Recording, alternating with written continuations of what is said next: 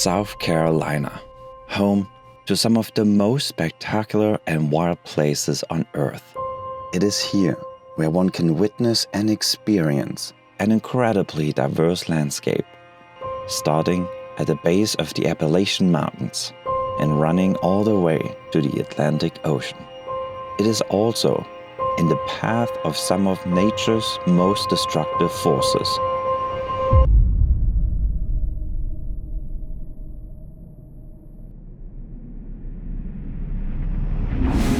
And we just got an update on Hurricane Joaquin. Well, now to the latest on Hurricane Matthew, which has made landfall in South Carolina. Fortunately or unfortunately, we've had a lot of recent experience, both with a flood and a hurricane.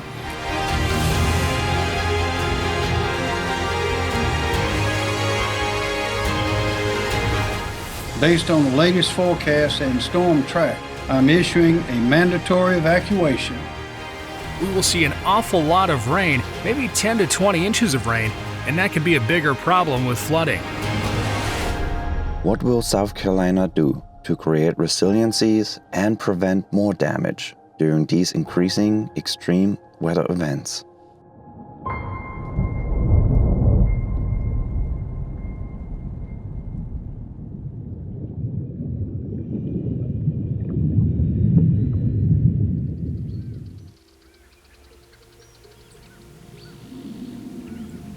My name is Michelle McCollum, and I'm with the South Carolina National Heritage Corridor, and we're part of the expedition team. And I have the honor this morning of calling to order the kickoff program of the inaugural South Carolina 7 expedition. As you guys know, this is a 30-day expedition across the state of South Carolina along the Palmetto Trail, and really stopping off at 7 amazing natural wonders unique to the state of South Carolina. The month-long expedition will be led by Major General Tom Mullikin, who is a retired commanding general of the South Carolina State Guard, the current chair of the Floodwater Commission, and an internationally acclaimed global expedition leader. This was an opportunity for us to get out across South Carolina, see our beautiful state parks, walk the beautiful Palmetto Trail, enjoy the Chattooga River and the Edisto, several other places that you all know, and we now have an opportunity to show that off to the world. The South Carolina 7 was an opportunity to highlight several of the most beautiful places on Earth and use those places to build an expedition around creating greater awareness and conversations about the need to protect the environment.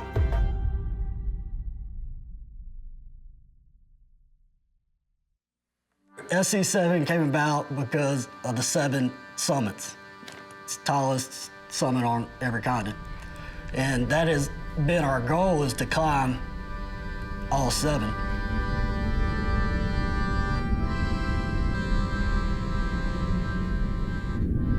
Last year, 2019, we had the idea to do a little pre-planning on making a summit push up Mount Everest. We got to base camp around 3 or 4, and on the way up, it was beautiful, sunny, you could see all the mountaintops. My dad was like, I'd love to be able to come up with an idea around South Carolina to promote all the wonders we have. We started talking about the beautiful places that we have in this state, sort of bookended by the Jocassee Gorge and the Ace River Basin, both of which are internationally known and have been written about in National Geographic. And we built this series of 7 treasures from the mountains to the sea, largely following the Palmetto Trail.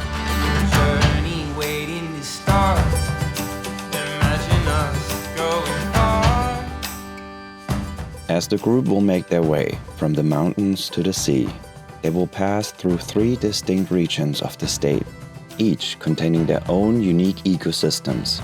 These 7 wonders will not only serve as a depiction of these diverse geographic regions, but most of them will also symbolize their importance as natural resiliency systems against the threat of the new water.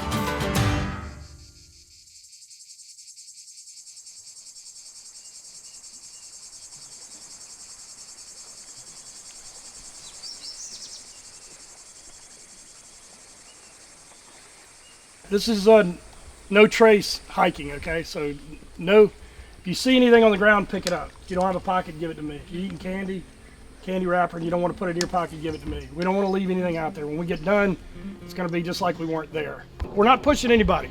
The worst thing you can do on a trail, so I'm going to teach you a little bit of Swahili, okay? Poli poli. Slowly, slowly. People on these treks, mountains, they push to get to the end. The best part's in between. All ready? Let's do it.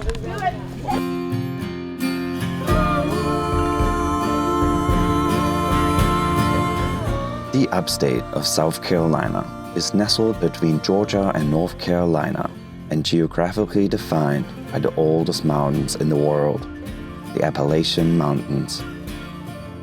Many of South Carolina's beautiful streams begin in the upstate and endowed with natural waterfalls and rapids. There are more than 50 waterfalls in South Carolina, most of which flow below the dense canopies of the upstate.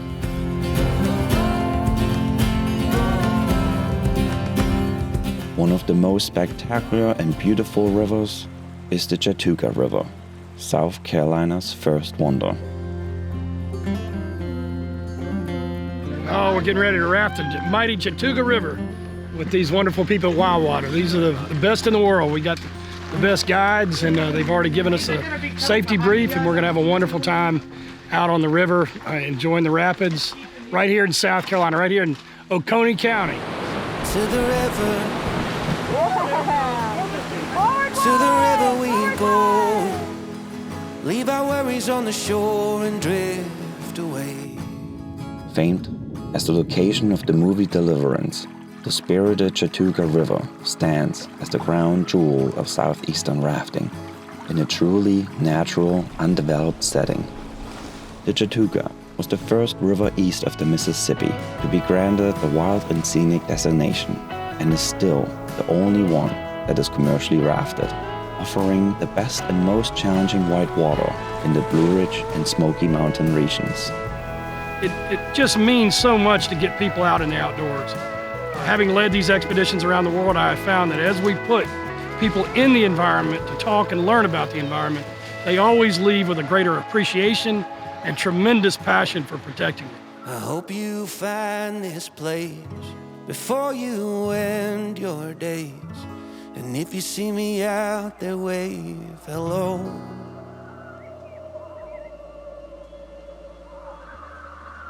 This whole conversation about the environment has been hijacked by politically extreme voices who try to use it for their advantage. And a lot of people have been put off by that. They don't want to be a part of that kind of toxic conversation. So as we've gone into the environment, and particularly here in South Carolina, we have begun to uncover and unleash the passions that really are part of the DNA of South Carolina.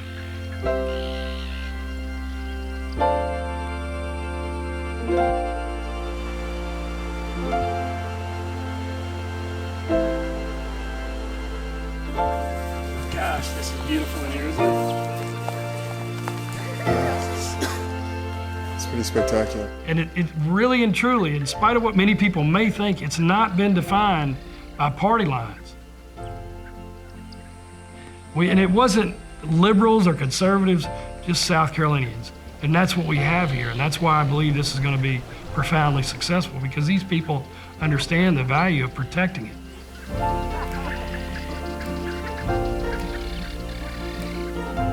When you get people out and they see the beauty, you can't help but be vested in it and want to be part of it. And we should all pitch in, make sure that we're keeping everything clean, from throwing litter on the street to making sure we're not dropping things in our forests to water. We don't want to pollute anything. And I think when you become connected to nature, you just naturally do that because it becomes part of you. At the end of day 3, the expedition team summits Sassafras Mountain. The roof of the Palmetto State is the high point of South Carolina at 3,553 feet above sea level. Straddling the border of the Carolinas, from the summit of Sassafras Mountain, one is surrounded by up to 50 miles of breathtaking vistas.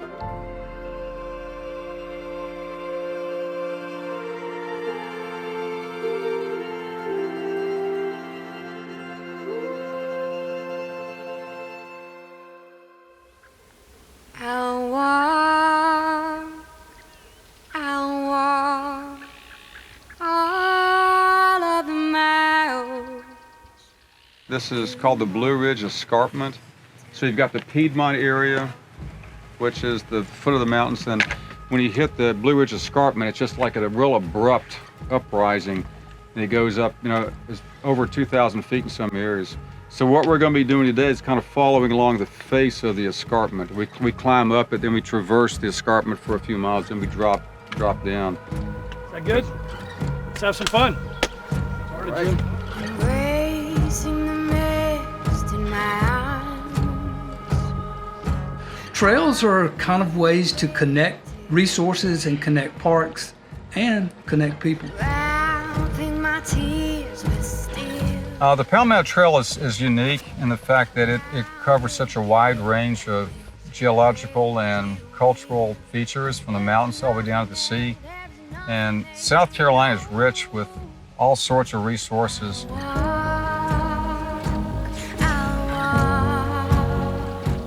The Jocassee Gorges, South Carolina's third wonder, were named by National Geographic as one of 50 of the last great places on Earth. In the uppermost reaches of South Carolina, the clear waters of Lake Jocassee splash against the base of the Blue Ridge Escarpment that represent the sharp transition between the South Carolina mountains and the Piedmont. Forested slopes drop in elevation by 2,000 vertical feet in a matter of 1 to 2 miles. Named after a Cherokee legend, Jocassee means place of the lost one. The South Carolina 7 should be a destination for people all over this country who want to do something and see something that's utterly remarkable. And that Palmetto Trail is the backbone of it. One of the things that I'm real excited to be a part of with the Palmetto Trail is the Palmetto Trail can really serve as the conduit that connects people all the way from the mountains to the sea and all of those communities together and showcase what we are, not only as South Carolinians, but how we care about the very resources that define who we are. I think trail maintenance is really important because we want people to be able to come out and enjoy themselves, not have to crawl under things. I mean, it's part of the whole hiking experience, but you have some people that have difficulty negotiating something like this, just getting down their hands and knees and crawling under it. So we like to keep the trail as easy as possible, but still keeping as a kind of a wilderness hiking trail. Alex, I've told you about my feet, haven't I? No. When I was born, they said I'd never walk. I tell you that only because when I hike, I've got degenerative tendons underneath my feet, and I have drop foot. So you'll see me catch roots, and that's why I always climb or hike the leaves.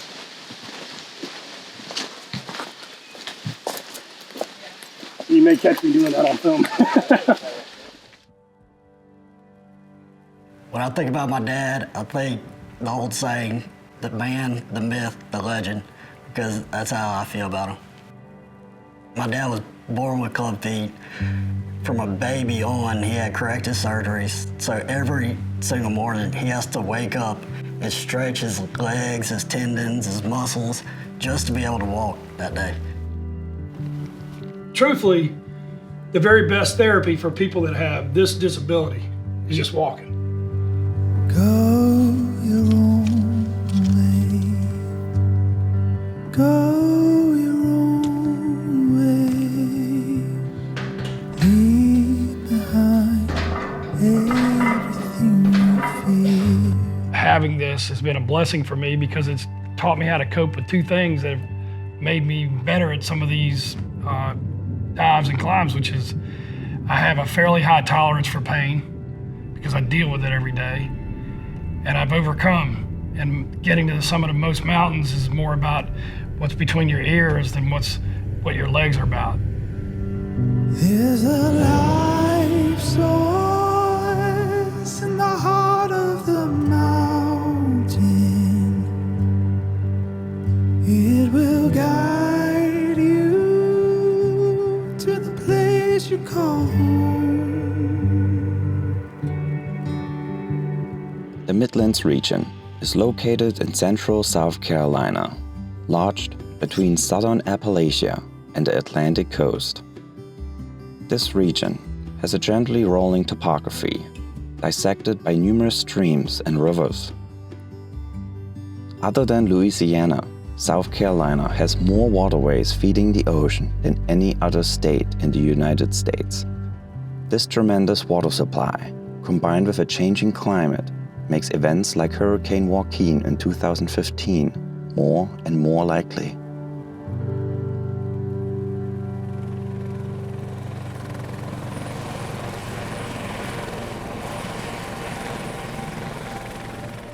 We are about to go through something that we've never gone through before. We are going to see rainfall at historic levels. This will be a historic rainfall event that we have never seen before in South Carolina. Most of our rivers do feed out of North Carolina, and they're predicted to have 5 to 6 inches worth of rain. And normally that wouldn't be a serious event, but when you combine that with 12 inches of rain in South Carolina and then 15, 16 inches in the Midlands, all of a sudden it starts getting really crowded in the rivers.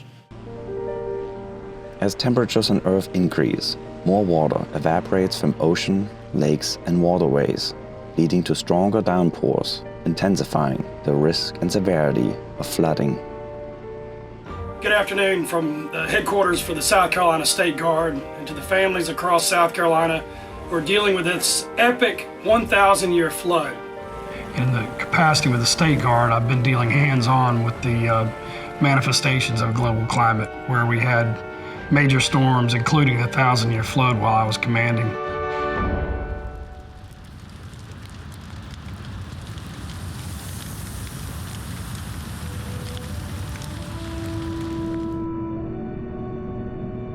We're dealing with a global phenomenon that manifests locally. And the manifestations locally are different in different places around the world. In South Carolina, it manifests in a way that's different than even some of the other areas in the Southeast. We have rainy day or nuisance flooding because of sea level rise.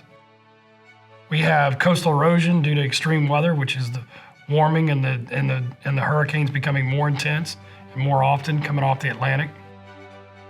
And we have flooding that's associated with extreme weather coming out of the Gulf, moving up through more of the center of the country, dropping water into the Appalachia, into North Carolina, and that finding its way into South Carolina. And so how do we get all people to understand that this is happening, this is not a faraway issue, that this is a now issue? And more importantly, once you understand it's a now issue, how do we come together and work together to mitigate those risks in a proactive way? The governor really wanted to create something that moved this state from simply a 911 service to leaning forward and figuring out how do we combine economic and environmental sustainability. I am proud to present to you the Honorable Henry Dargan McMaster, Governor of South Carolina.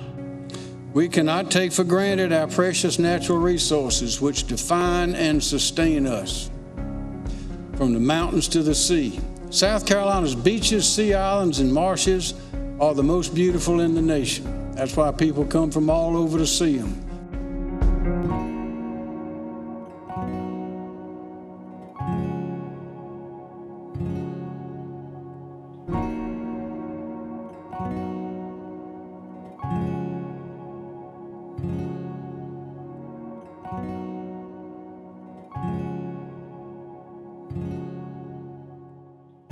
I'm chairman of the South Carolina Floodwater Commission, created by our great governor to deal with looking at this issue and creating resiliency strategies. And as part of that, we created this South Carolina 7 expedition from the mountains to the sea.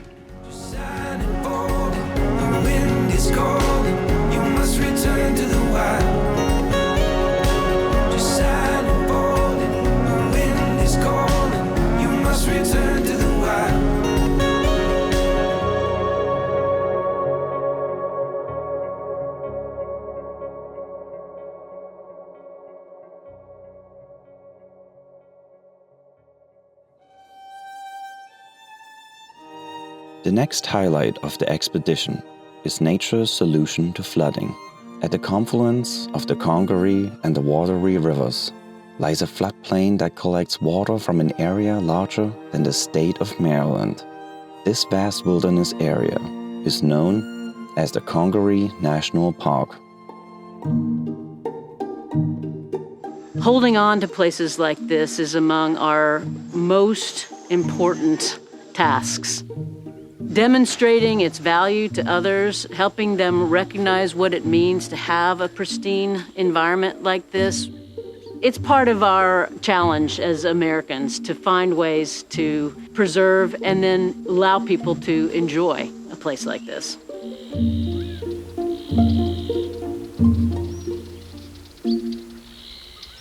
Congaree National Park contains the largest remaining area of all-growth bottomland hardwood forest in the southeastern United States, and home to 6 national and 23 state champion trees. Congaree is nature's solution to flooding. This is where the water's supposed to come down here. Water levels tend to go up in the winter relative to the summer. But what's interesting is, even though the water level will tend to fall in the summer and go back up in the winter, we get more rain in the summer. So we get more rain, but the creek levels are down. It's kind of a question, but the answer is the trees. So the trees are actually pumping a lot of this water out of the ground. The ground is like a sponge. And so the trees are pumping that out and releasing it out of their leaves more quickly than the rain can replenish it. The trees along the banks, one mature tree sinks 11,000 gallons of water a year. So it's a tremendous part of our natural resiliency. We want to see these rivers be healthy and frankly not overdeveloped. We need these wetlands as they were envisioned naturally to serve as a natural barrier for our floodwaters.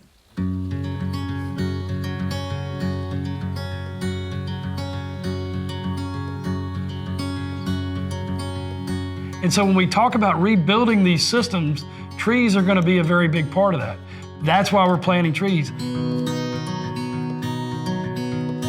It was supposed to rain, but there's clear skies today.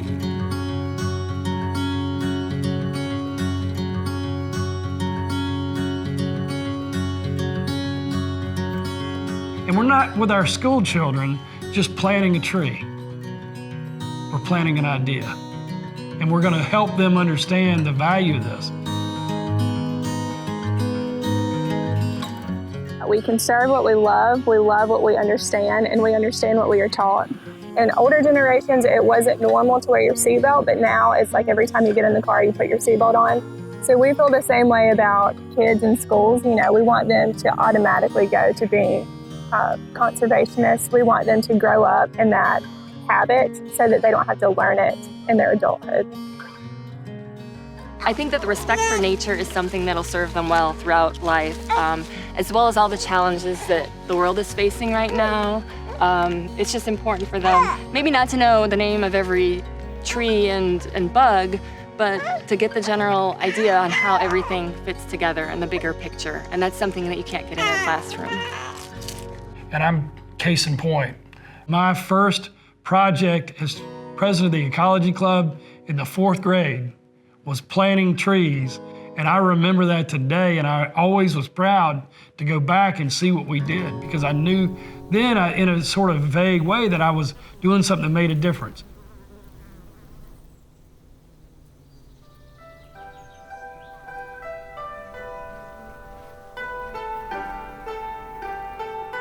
But at the end of the day, when we're talking to the public, we're simply talking to them about clean air to breathe, clean water to drink, and a healthy, friendly, environmentally conscious place to live and raise their family.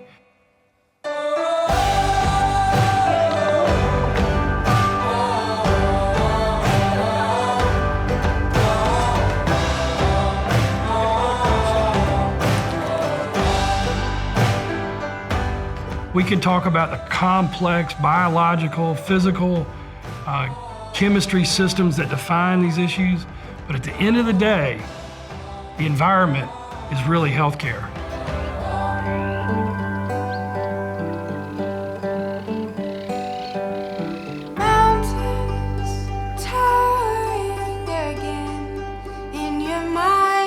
I think that every outdoor experience is different for every person.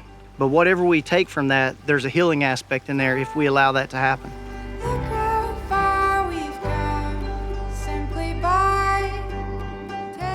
The environment has a way of sort of uncovering and taking away the stress that people feel. And there's a lot of work been done recently on wilderness therapy. When you hike 5 or 10 miles and you get done at the end of the day, you just feel good. You just feel really good. You feel solid, your body feels good. Like I said, those cortisol levels have been released. There's a lot of stress reduction that's came out of your body that it is a scientific fact that getting in the outdoors heals you.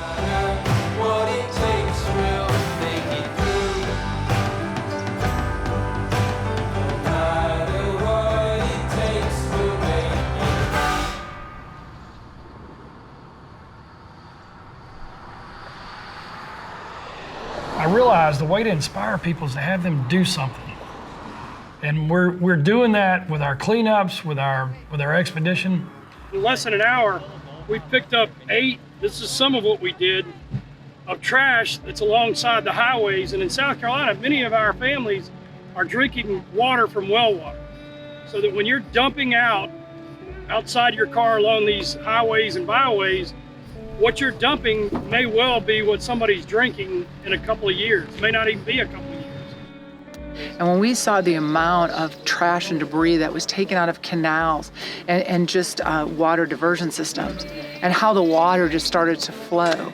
You know, Mother Nature is smarter than we are and knows exactly how the planet needs to run. And it's us, it's humans, who end up being the obstacle in that way. We're going to begin to learn how to embrace the new water rather than fight it. And the first thing to do is create those systems that move that water where it's supposed to go, right back out into the ocean.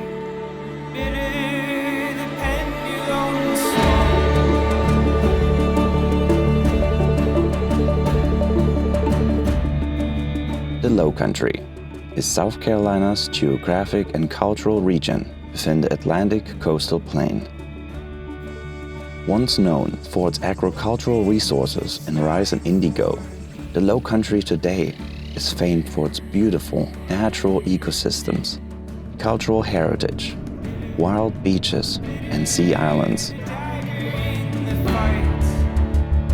As the team reaches the Anda Passage, the coastal terminus of the mountains to the sea Palmetto Trail, they get a glimpse of the beauty that defines the Lowcountry.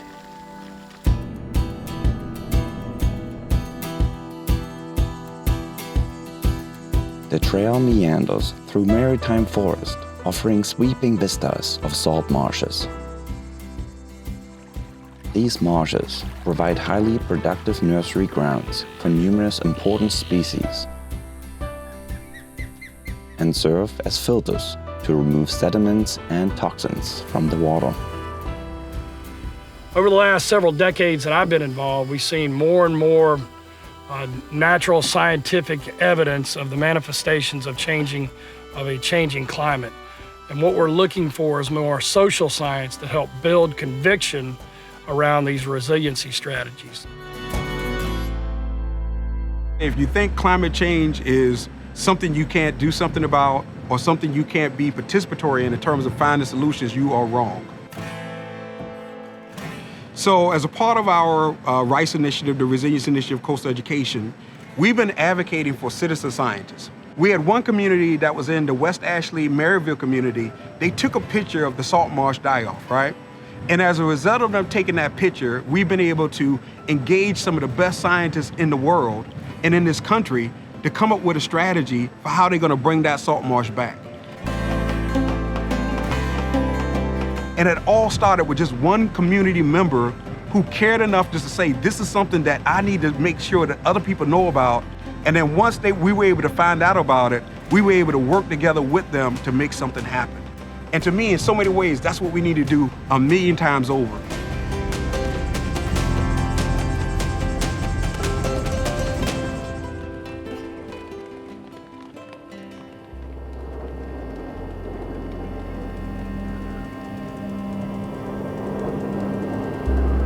The other night I was sitting on the banks overlooking that waterway, and it's almost nostalgic. It's hard to believe that 30 days that we've traversed so much. We've enjoyed a great deal of what South Carolina has to offer, but now we're nearing the coast and we'll be spending more time on the water.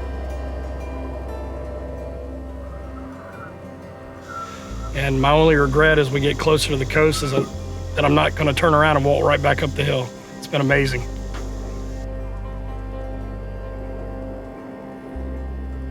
What if I could take you to these mountaintops and then a few hours later take you to the edge of the North American continent? Well, where is the edge of North America? It's the coastline of South Carolina.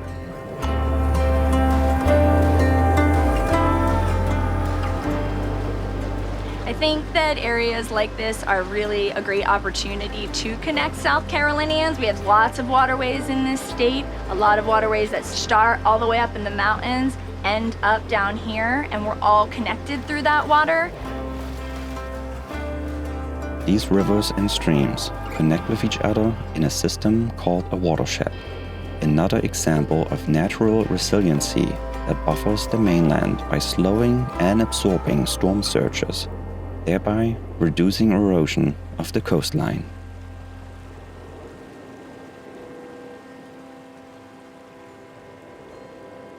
The team will experience one of the most important historic highways firsthand. South Carolina's fifth wonder, the Edisto River. Well, here we are on the banks of the Edisto River, the longest black river in North America. It's absolutely beautiful. Got a great day to move down this river, the Black River, full of nutrients, a very healthy river, and one of the 7 wonders of South Carolina as the longest black river in North America.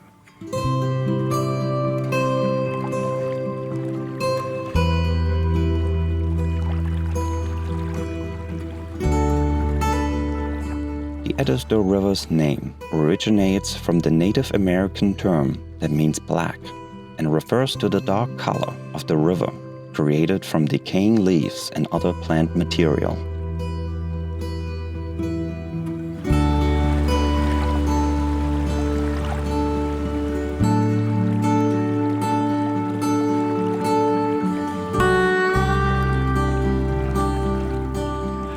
Definitely see where the houses are and up on stilts that during the recent floods, the water has made it over the bank and into some of these local properties.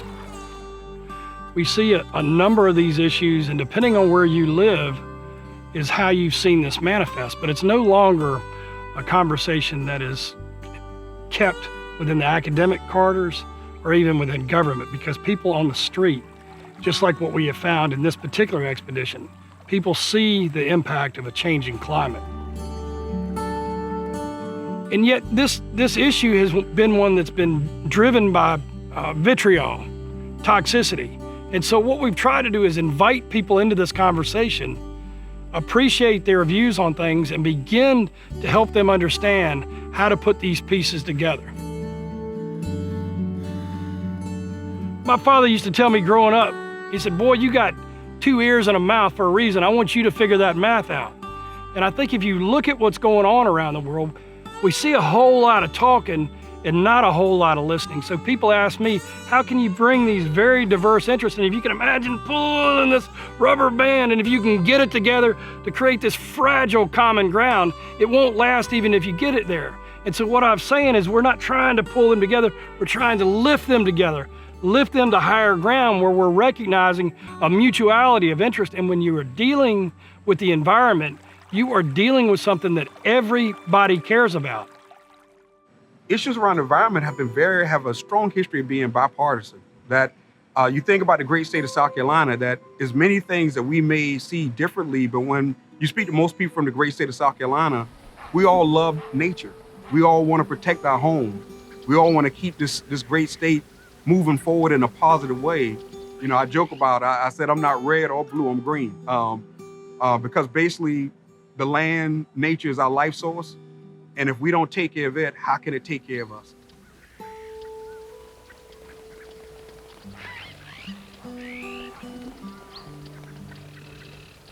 This place is really special. It's kind of a little hidden gem, I guess. It's everything the Low Country is. It's the marshland, the wilderness, the wildlife.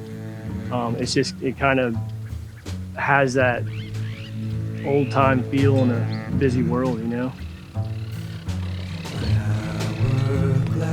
My calloused hand, my furrowed brow in all my plans. I'm coming to my own. I'm coming to my own. The Ace Basin is named after the three rivers that combine into the St. Helena Sound: the Ashepoo, Combahee, and Edisto rivers. The Ace Basin is one of the largest undeveloped estuaries along the Atlantic coast of the United States. Located primarily between Charleston and Beaufort, this 350,000-acre area is not only a safe haven for wildlife, it is one of the most important barriers against storm surges, erosion, and flooding for the mainland. National Geographic called this area one of the last great places on Earth. This is a crown jewel of South Carolina, and it could have very easily had the same fate as a lot of our coastal areas like Hilton Head or Myrtle Beach. And I think really the most remarkable thing is that it's here, that we saved it. So the public really has benefits, but people like seafood too. People like clean air too. People like the peace of mind, that being on a boat, not be crowded, and all those things people, may take for granted. But when it's gone, they don't. And what we did, a great part of what we did, is make people realize if we don't act, this is gone.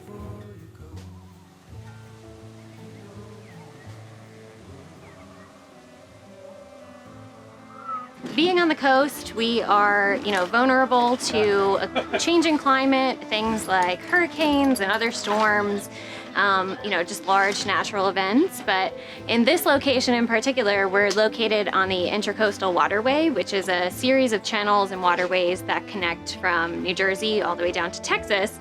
And so because of that, there is a lot of erosion problems. So where you'll see along the shoreline, eventually, due to a lot of wave action, some of that silt and sand and sediment will start falling into the water essentially, and that's where you lose land basically, and where the marsh begins to migrate because it's losing that sediment. The salt marshes are already showing signs of being greatly impacted by potential sea level rise and the changing climatic conditions. And that's troubling for two reasons. Number one, salt marshes are great sources of flood risk mitigation, but also estimated that basically 70% of all pelagic fish spend at least 1/3 of their life cycle in this particular important ecological system.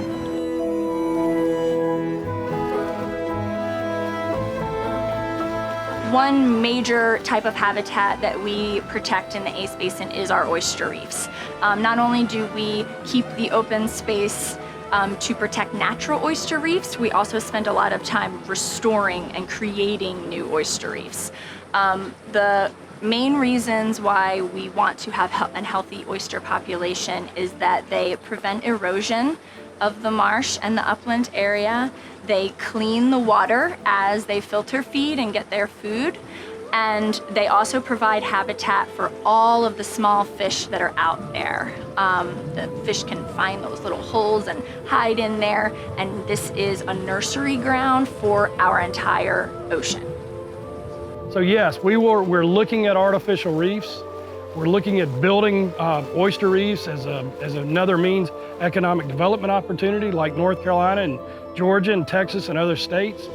And in doing that, we're going to rebuild the kidney of our ocean. So one oyster can filter up to 50 gallons of water a day. So if you multiply that by the hundreds of millions or billions or trillions or whatever there is of the wild stock in South Carolina, that's a lot of clean water. Each one's its own little power plant, essentially, of a water cleaning system. And what I would tell people about the great state of South Carolina is that whether we know it or not, We're home to over 20% of all salt marsh on the eastern seaboard. So we're caretakers of this incredible biome, right? And one thing I know about us as South Carolinians is we take pride in how we take care of things, especially as it relates to nature.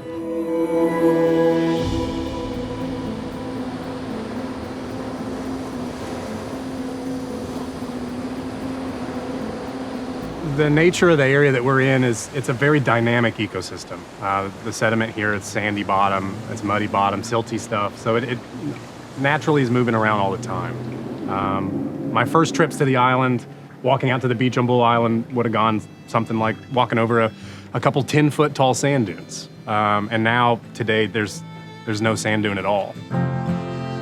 Will you wake with me in the sunrise, sunrise, sunrise? Will you wake with me for the moonlight, moonlight, moonlight?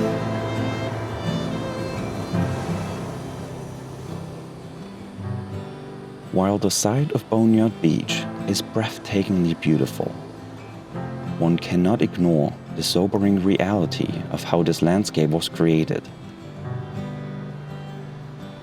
These trees used to be part of the Bull Island Maritime Forest. However, due to the rise of ocean water levels and the resulting erosion, these trees found themselves in a new environment, choked by salt water, ill-equipped to survive. Bull Island is a wonderful microcosm of many of the challenges that we're facing. So we'll start with the fact that Bull Island is a barrier island, and that's a very descriptive term. It is a barrier from some of the damages that are caused by storms coming off the ocean.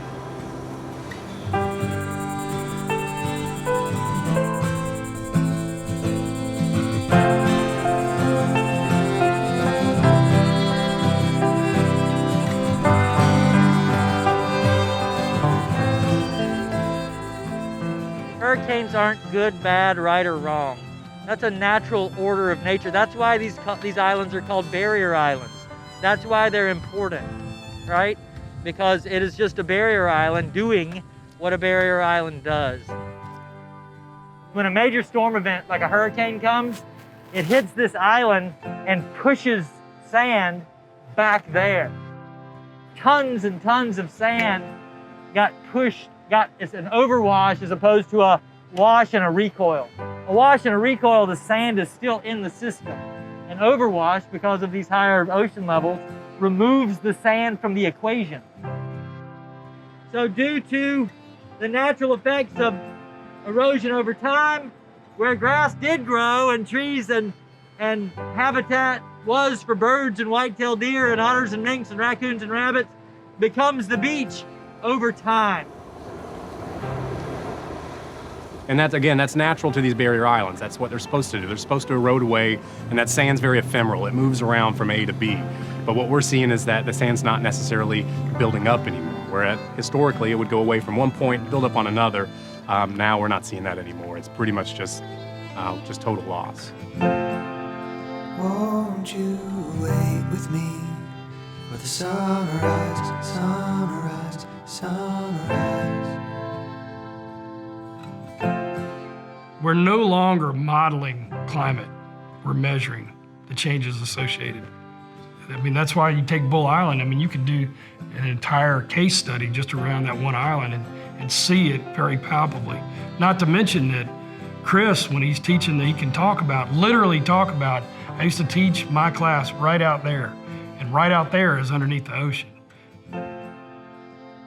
If you take this earth here and filter it out and take it to the lab and figure out what it is, first you take out the calcium carbonate. That's what shells are made out of. And then you know what you find?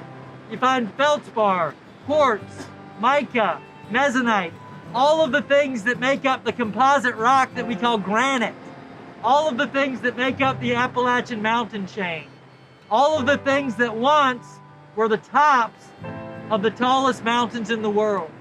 So if you're a mountain climber and you wanted to summit, the top of the tallest mountains that have ever existed on Earth, you gotta come see this. You gotta come to the beach.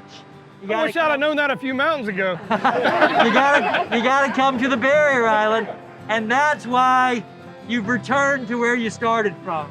That's why you have left the origin and come to the destination and made a great big circle, because you finally summited the tops of the Appalachian Mountains that you left 27 days ago.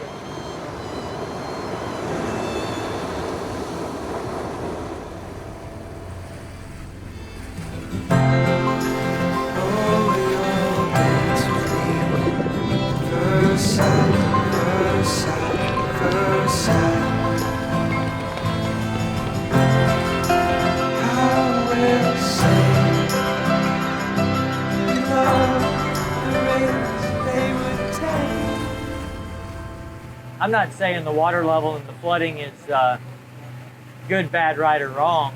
I am saying it's really inconvenient for the people that live in flood zones, that live in alluvial places and low-lying places and on the mainland.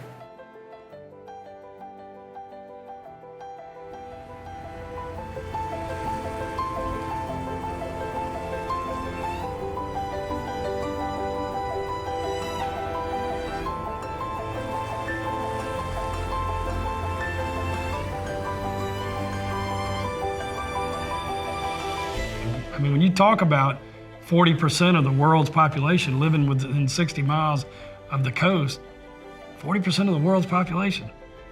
It's a lot of development, and it's all along the coast. So a lot of these sort of natural barriers have been either eroded or completely displaced with human development. It's such a beautiful place, and I don't blame people. People want to come here because it's such a beautiful place to live. And it's such a beautiful place to live at the water's edge. You know, who wouldn't want to live at the water's edge?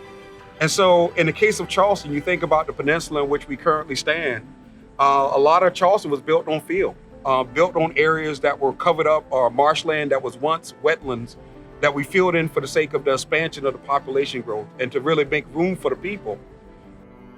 But one of the issues that people don't think enough about is our freshwater security, right? Even more important than that dry land loss is the potential for saltwater intrusion as it relates to either our underground aquifers or our surface water intakes. And so what I tell people is that even though we've been blessed in the state to have great access to freshwater supplies, with sort of the rise of the water in terms of sea level rise, but also with the climatic changes in conjunction with climate change, that throws off the water cycles where it makes that freshwater supply not as consistent and also can make it a little bit more at risk if we're not managing it well.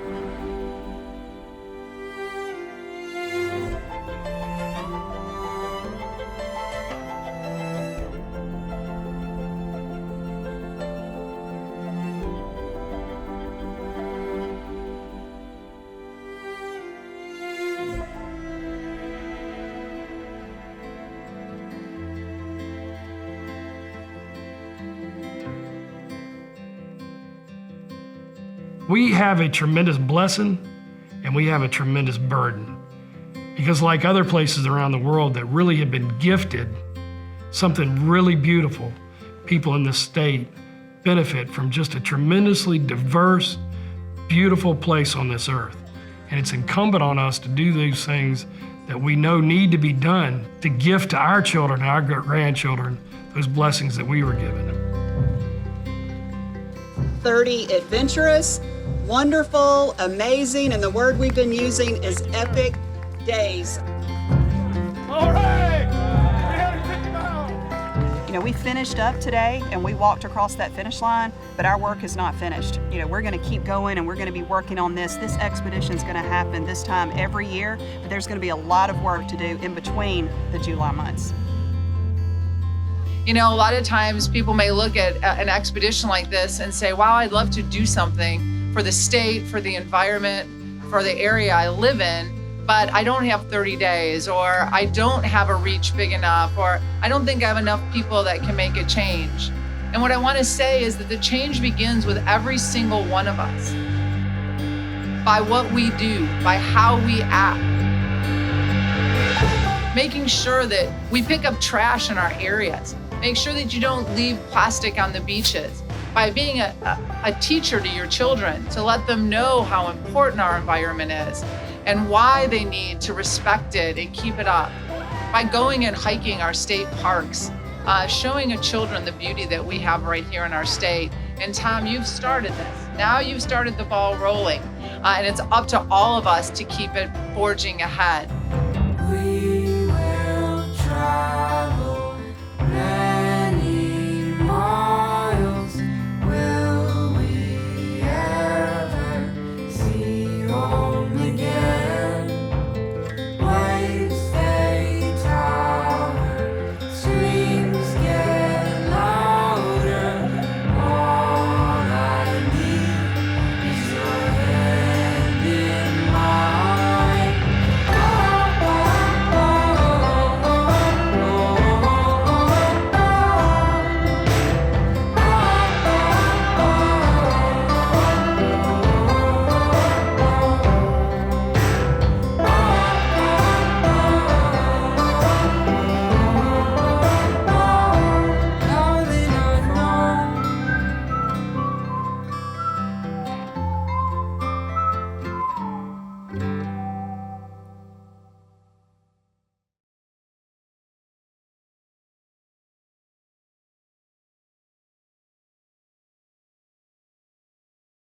Why would you look outside yourself when you have all of the world inside? 1, 2, 3, 4.